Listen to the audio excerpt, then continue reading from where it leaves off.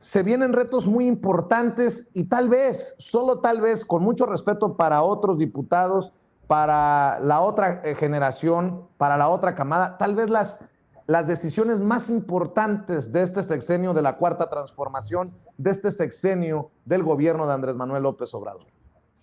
Así es, querido Vicente. Antes de entrar en estos retos importantes para consolidar los cimientos sobre los cuales se sostiene la Cuarta Transformación, permítanme que sea en este espacio donde les cuente rápidamente la experiencia que vivimos el día precisamente en cuando tomamos protesta. Déjenme nada más les explico rápido, porque nuestros espacios son espacios de representación y tendemos a escuchar y tendemos a hacer reuniones para saber qué es lo que necesitan los sectores de la población en esta bonita República Mexicana, pero a veces también nos falta informar qué es lo que sucede dentro del recinto legislativo. Nos toman protesta, Vicente, alzamos la mano, rendimos protesta y luego ponen el himno nacional en un recinto que ha sido ocupado por grandes legisladores, grandes legisladoras que han construido las instituciones mexicanas, que han ayudado a que México sea uno de los países más importantes del mundo, integrante del G20. Y entonces a mí se me empiezan a llenar los ojos de lágrimas en pleno himno nacional. Termina el himno nacional y me quedo yo pensando, querida audiencia, ¿cómo es posible que un diputado federal, después de haber sentido este acto republicano, patriótico, con la patria es primero, delante de ellos, con esta emoción en un espacio de un mosaico representativo, se atreva a robar, se atreva a mentir y se atreva a traicionar? Después de la emoción que se siente de estar allí, el compromiso tiene que ser siempre con la patria y siempre con la gente. Es muy emocionante y a mí me encantaría que las y los mexicanos tuviésemos eso dentro de nuestras historias por lo menos una vez. Decirte con lo que se viene dentro de las reformas legislativas prioritarias para la Cuarta Transformación son tres particularmente. La primera de ellas es, por supuesto, una reforma energética que le meta una palanca de freno a la privatización eterna, la noche larga y espesa neoliberal que tanto daño nos ha hecho como país, particularmente en el Sistema Nacional Eléctrico. Todas las familias mexicanas vivimos en estos días pues un incremento dentro de nuestras tarifas en la luz, y esto es porque la CFE cumple y cubre con muchos costos que le deberíamos estar cobrando a las empresas privadas. Entonces, en reforma energética, número uno. Número dos, y muy importante, sobre lo político electoral. Vimos estas elecciones pasadas cómo la organización, este instituto que se dedica precisamente a convocar las elecciones, a organizarlas, a cantar los resultados, a realizar los conteos, y no solo el Instituto Nacional Electoral, sino también, por supuesto, el ente que se dedica a dirimir los conflictos, a resolver las controversias electorales, por supuesto estoy hablando del tribunal, pues tienen que tener dentro de su esquema de actuación, de manera intachable, de manera intocable, dos principios, el de objetividad y el de neutralidad. Necesitamos un Instituto Nacional Electoral y un tribunal que aseguren la igualdad de circunstancias para todos los partidos políticos. Ustedes fueron testigos, querida audiencia, de Sin Censura, de cómo particularmente el Tribunal y el Instituto Nacional Electoral fue dura con el Movimiento Regeneración Nacional. Nos revocaron dos candidaturas de 2 gubernaturas muy importantes, estoy hablando del estado de Guerrero y del estado de Michoacán, por cosas minúsculas que meritaban sanciones pecuniarias, que meritaban multas, evidentemente, pero no el retiro de una candidatura. Pudimos ver cómo no se utilizó el mismo criterio, por ejemplo, en el estado de Nuevo León y en algunos otros estados donde sí se acreditó un rebase de campaña, se acreditaron muchas otras cosas. ¿Por qué? Porque simplemente no eran candidatos y candidatas del Movimiento Regeneración Nacional de Morena. Y la última de las iniciativas importantes, prioritarias en este último trienio del sexenio Andrés Manuel López Obrador, tiene que ver con la seguridad pública de nuestro país. Recordarán ustedes cómo votaron en el Senado de la República y en la Cámara de Diputados y también en muchos congresos locales la creación de un nuevo cuerpo de seguridad. Estoy hablando de la Guardia Nacional, que en este momento tiene índices de credibilidad y de confianza bastante altos. Sin embargo, todavía no hemos logrado ver un cambio efectivo en los índices de violencia, particularmente en los delitos del fuero común, que deben ser perseguidos por las fiscalías de los estados y por las legislaciones locales. Y entonces surge la necesidad de hacer un cambio estructural de este cuerpo de seguridad pública. Entonces, energía para preservar la seguridad y la soberanía energética y así la nacional, la político-electoral para asegurar la democracia en México y que se respete la participación y la voluntad del pueblo de México, y por supuesto el tema de seguridad en un país que ha estado muy lastimado durante décadas. Recordarán ustedes que tuvimos un secretario de Seguridad Pública que se sentaba en la mesa con el narco a negociar sobornos y no paz. Entonces, en esas iniciativas estaremos acompañando, por supuesto, la buena Julieta, también, por supuesto, Omar, Manuel, ya no sé cómo prefiere él que le llamemos, pero ahí estaremos, ¿no? Y por supuesto, del lado de tantas víctimas, un día como este, en donde pues recordamos a las y los desaparecidos y sobre todo reconocemos la lucha de las madres y los padres y las familias buscadoras. En este país, buscar a un ser querido desaparecido no es nada fácil. Así es. Me va a regañar mi madre por lo que voy a hacer, pero ¿cuántos años tienes, Andrea?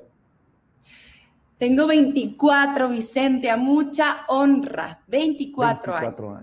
Omar, ¿cuántos años tienes tú? Yo tengo 33. Julieta, discúlpame por preguntarlo, ¿cuántos años tienes tú? ¿Cuántos?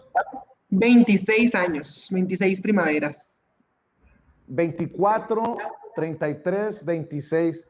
Un choque también generacional que se tiene que dar tarde o temprano en los espacios legislativos, en la Cámara de Diputados, en el Senado de la República, con estos jóvenes que vienen empujando y que se encontrarán, chocarán de frente en algún momento, insisto, con los Cuadri, con los Santiago Krill, con los Moreira y con esta camada de políticos que no creo que tenga mucho que ver con la transformación que se requiere en México. Ese es mi punto de vista, pero para seguir platicando en esta mesa con Manuel, con Julieta y con Andrea, les voy a comentar algo que ya adelantaba aquí en Sin Censura mientras leía las notas más importantes.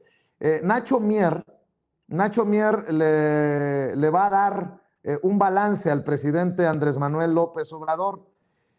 Dice que no descarta una alianza con el PRI.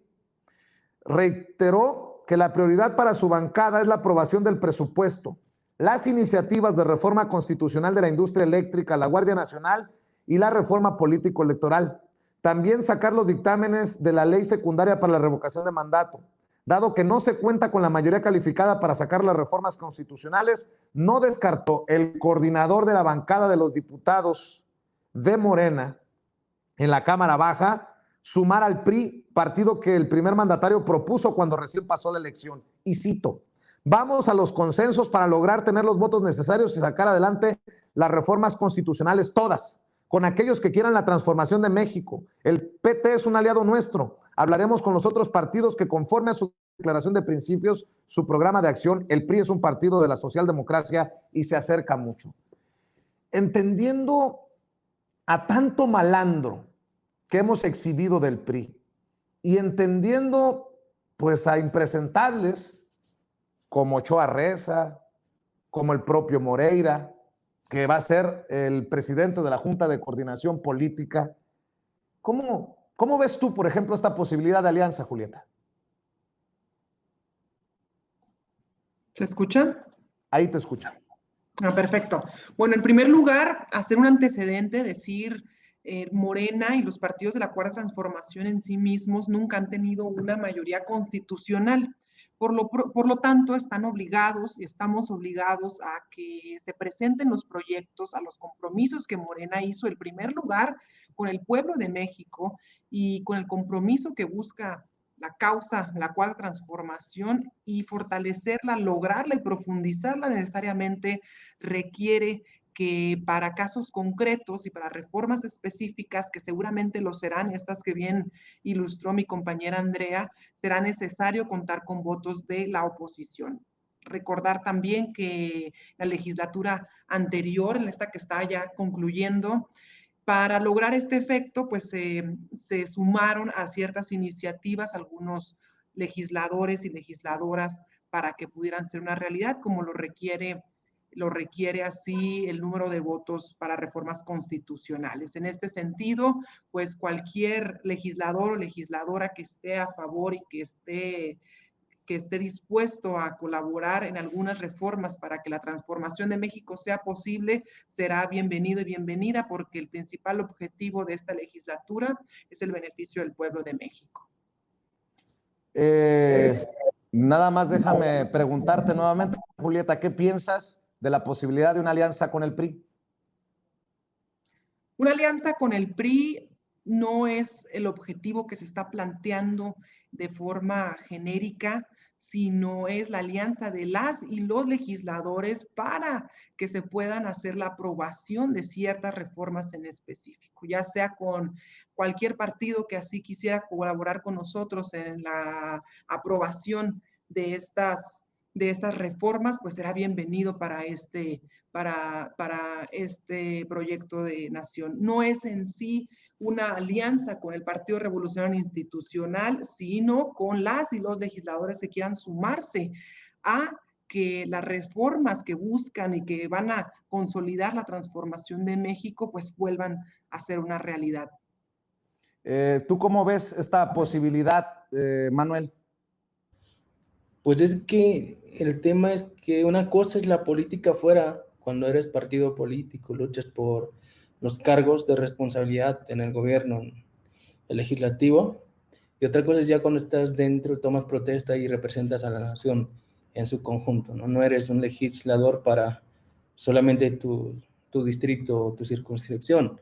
Ahora representas los intereses del pueblo en su conjunto, de la nación, del Estado mexicano. Eso hay que entenderlo también. Incluso hay que ir a experiencias. Yo siempre voy a hablar desde el movimiento social. Incluso en el movimiento social se tenían que hacer concesiones, negociaciones entre una posición y otra. Incluso en Ayotzinapa habíamos posiciones distintas y en las asambleas era como con base a los argumentos, las propuestas, el planteamiento es cómo se iba convenciendo o sí, se iba integrando o nos íbamos integrando también a las posiciones de otros compañeros y otras compañeras. En el Congreso pasa lo mismo. Hay reformas, iniciativas de ley, etcétera, que más allá de fomentar un programa partidista, fomentan un programa de nación, un proyecto de nación, que en cierto sentido puede o no beneficiar a todos los actores políticos, pero de que representan al pueblo y tenemos que fomentarlo, eso muchos legisladores o legisladoras llegan a entenderlo. Es por eso que, bueno, yo no generalizaría que el PRI como tal o como un partido político, sino la bancada del PRI en el Congreso de la Unión o otras fracciones parlamentarias pudieran apoyar, ¿no? Eso lo hemos visto todo el tiempo, a menos que no lo hagan. Y no se va a hacer en el mismo espíritu que Anaya o que otras personas en el pasado hacían sus chanchullos ahí, ¿no? O sea, esto está, esperemos que sea de cara a la nación como debe ser, estrictamente pues en el diálogo, en el debate, sí, tal cual, ¿no? Pero que no se haga nada de escondidas. Yo solo a eso sí me opondría de este tipo de alianzas. Andrea Chávez, escucho tu